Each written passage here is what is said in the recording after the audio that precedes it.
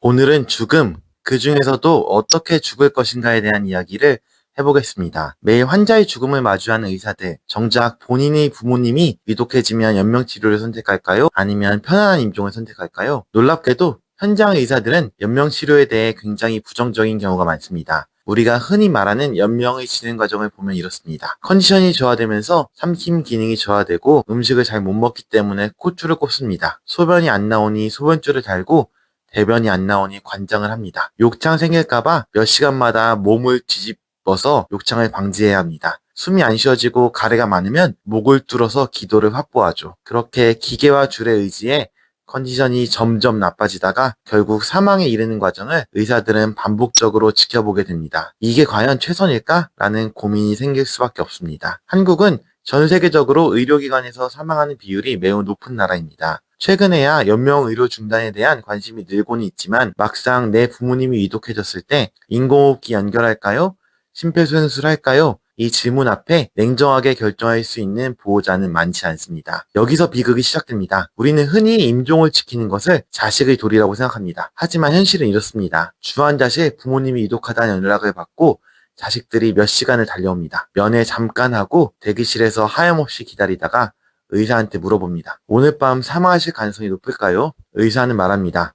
현재 매우 위중하지만 언제 돌아가실지는 정확히 알 수 없습니다. 여기서 현대인의 슬픈 질문이 나옵니다. 선생님, 저 내일 회사 출근해야 하는데 못 간다고 연락을 해야 할까요? 아니면 출근하려면 지금이라도 출발을 해야 합니다. 하지만 의사는 알 수 없습니다. 지켜봐야 합니다. 라는 말만 앵무새처럼 반복합니다. 결국 밤새 기다리다 새벽이 되어 상태가 큰 변화 없어서 출근 준비하려고 돌아가는 길에 전화가 옵니다. 방금 환자분 돌아가셨습니다. 며칠을 복도에서 밤새웠는데 정작 마지막 순간은 지키지 못했다는 그 죄책감. 이게 흔하게 관찰되는 현대사회 임종의 민낯입니다. 웹툰 금요일에서는 이런 서비스까지 등장합니다. 바쁜 현대인을 대신해 임종을 지켜주는 임종 대행 서비스. 대기시간 5시간 초과했으니 추가 요금 발생합니다. 라는 씁쓸한 대사가 나옵니다. 언젠가는 현실이 될지도 모른다는 생각이 듭니다. 의료진 입장에서도 곤혹스럽긴 마찬가지입니다. 위독하다고 해서 온 가족 20여 명이 모여있는데 대기시간이 계속 길어지면 보호자들의 눈빛이 바뀝니다. 말은 안 하지만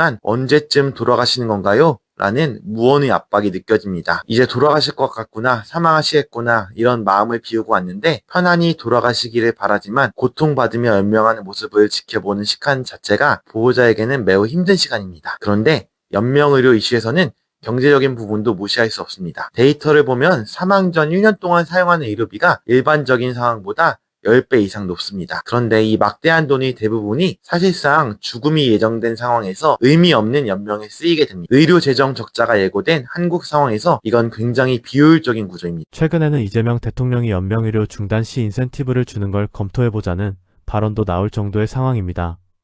현재 우리나라에도 가정 호스피스나 방문 간호 같은 시스템이 있긴 하지만 집에서 유지하기에는 제한점이 꽤 많긴 합니다. 굳이 차가운 병원 중환자실이나 요양병원이 아니라 내가 살던 익숙한 집에서 가족들 온기를 느끼며 최소한의 의료 서비스를 받으면서 생을 마감하는 것이 더 좋은 죽음이 아닐까 생각해봅니다. 결국 핵심은 이겁니다. 어떻게 죽을 것인가? 그리고 임종을 지킨다는 것의 진정한 의미는 무엇인가?